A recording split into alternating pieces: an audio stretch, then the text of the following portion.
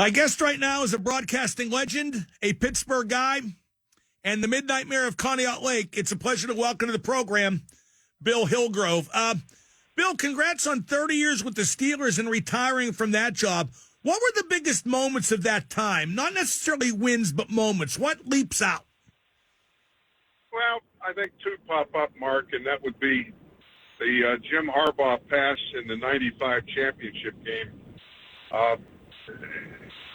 I was told that both the Colts announcer and the national announcer called it a touchdown. But the late Ed Conway told me, watch the official. And Merle Hodge and I are watching the official, and we didn't call anything until we saw him point to the ground. And then we said, incomplete pass. Game over.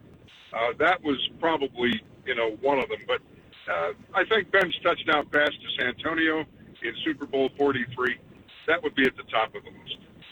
Now, you had a real chemistry with Myron Cope during your partnership together. Talk about how that developed, because you two were chalk and cheese in a good way.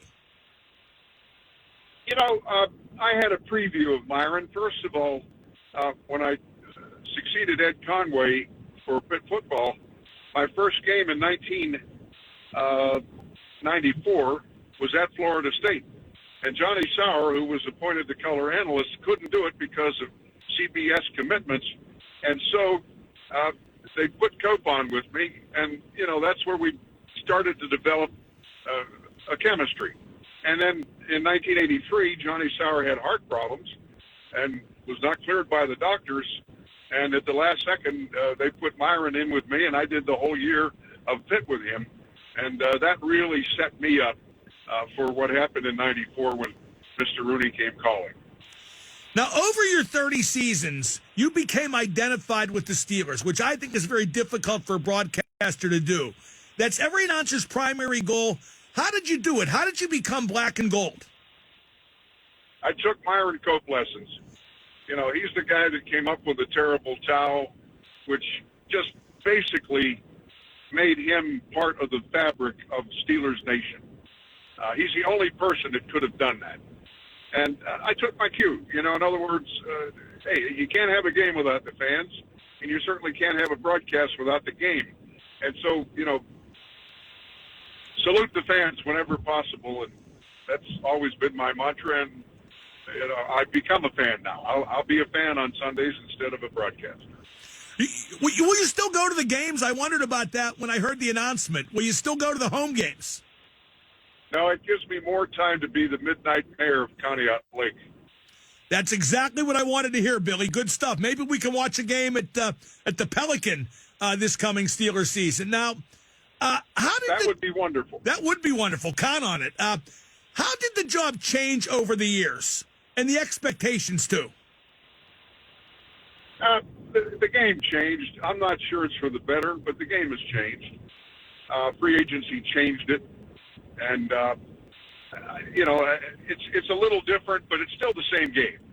And it's still a 100-yard field. It's still 53 yards and change wide. Still 4 downs. And, but the nature of the game has changed. And, frankly, Mark, the NFL has become much more corporate than it ever was.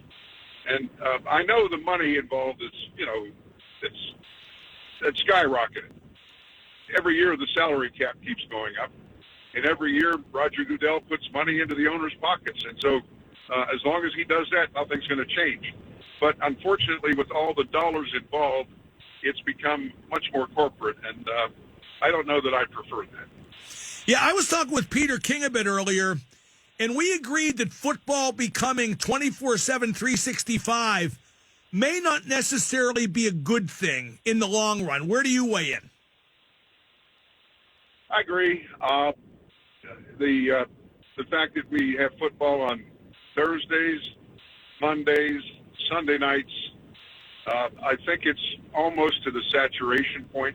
And I think one of the problems that the league has seen is that with high-def television and people being able to run their own replays and slow things down and do all the things technically that you can do at home now, it's tempting for them to stay home rather than go to the game. And I think the NFL, they're cautious of that, and they're trying to deal with it as best they can. What made you decide to stop now and yet keep going with Pitt? I mean, was it a choice between Pitt and the Steelers, basically? Not really. I go from 100 miles an hour to 50 miles an hour because realistically, to go from 100 miles an hour to zero could be hazardous to one's health. Yeah. And I saw it that way. And, when I took the job, Art Rooney II said to me, "Do you have the energy to do both?" And I said, yes. I was born with an abundance of energy, but that was 30 years ago, and the energy now is different. And it's Mother Nature. Let's face it. Chuck Noll said it best. If you're thinking about it, it's time.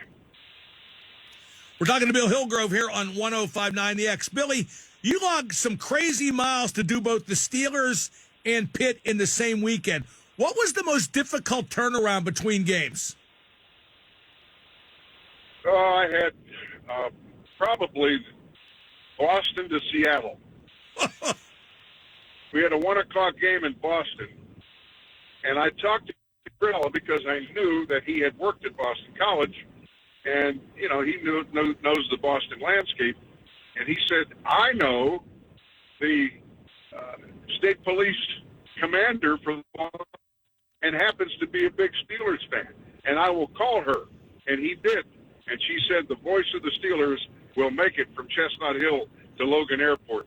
And I come out of the press box, and there's a red ball, and it's flashing, and the officer said, step in. And Larry Fitzgerald Sr. is right behind me. He was covering the game for his Minneapolis paper. And he said, you mind if I tag along? I said, no, because he had to make a flight as well.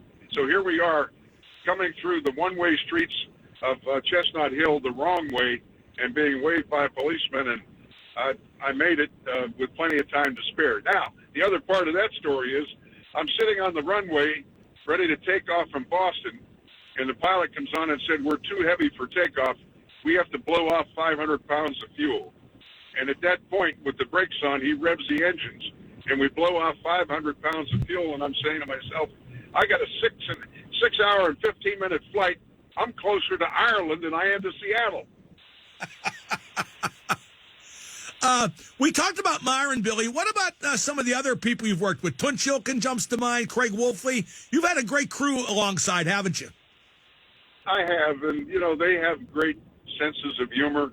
But, I think their approach is much different than Myron's. They played the game, and they played it at a high level. And they also played for Chuck Noll. And, they've convinced me and taught me that most games are won and lost in the trenches. You can have all the skill in the world. You can have the most accurate passer in the world. But the game up front is the game that dictates who wins and loses. And that taught me a very important football lesson. Where are the Steelers at as a franchise right now? You saw the results of that player survey the union did. I think it's hasty to judge too much by that. But again, it reflects what we've talked about, Billy, how much things have changed with football over the years. Well, yes, free agency has changed it, and certainly the price of paying players has gone up. And, to the point where they give the Rooney family an F because of the way they treat families. You mean the player in your family's not making enough money? That, the Rooney family has to comp certain things? And I had a problem with that one. I really did. Yeah, so did I once it got announced. I mean, the NFL minimum salary is up near $1 million. You can hire a nanny for the day if it comes to that. But today's more a day to celebrate everything that went on. Is it hard to believe that 30 years have passed? For me too. I mean, I've been in broadcasting for 28 years now. It just flew by. It went quickly. From that first game I did for the Steelers, a preseason game in Miami, to the last one in Buffalo, it was a quick 30 years. And, Mark, the older you get, the quicker it goes. No question about that. I think I know who's going to replace you. Not that anybody ever really could, but your successor. Is there a logical one in your mind? I mean, I'm sure you've heard the same things I have. I don't know. I'm going to pull a Myron Cope or a Johnny Carson. When I walk away, I just walk away. Well, don't walk too far, Billy. Obviously, I mean, I know we're going to talk again with various stuff, but anytime you need me, I'll be there for you. Can't wait to watch a game of Pelicans Landing and Conneaut Lake, but I got a feeling we'll see each other there long before Steelers season. I would hope so, Mark. Yes, matter of fact, guess where I'm headed as we speak? I was there about a month or so ago. Hadn't snowed, but it was like, wintry weather. It offers a certain kind of different charm in the winter, doesn't it? It does. You kind of change snowflakes. But like this year, the lake is not going to freeze. And since I bought my place in 1996, it's only not frozen. This will be the fifth time. And when it freezes, it freezes. It's 2 feet thick. You can drive cars on it. You can drive snowmobiles, but not this year. Wow, I didn't realize it hadn't frozen at all. Billy, again, thanks. You're the best. What a great career, and we'll talk again real soon. Thank you, Mark. That's the great Bill Hillgrove. Nobody better than Bill Hillgrove. Of all the people I've met during is it 27 or 28? I get the years mixed up. All my years of doing this, Bill Hillgrove is at the very top of my list for classy individuals, great professionals, accomplished. I mean, you name it, Bill Hillgrove did it. And I think it's great he's going to keep doing it for Pitt football and basketball.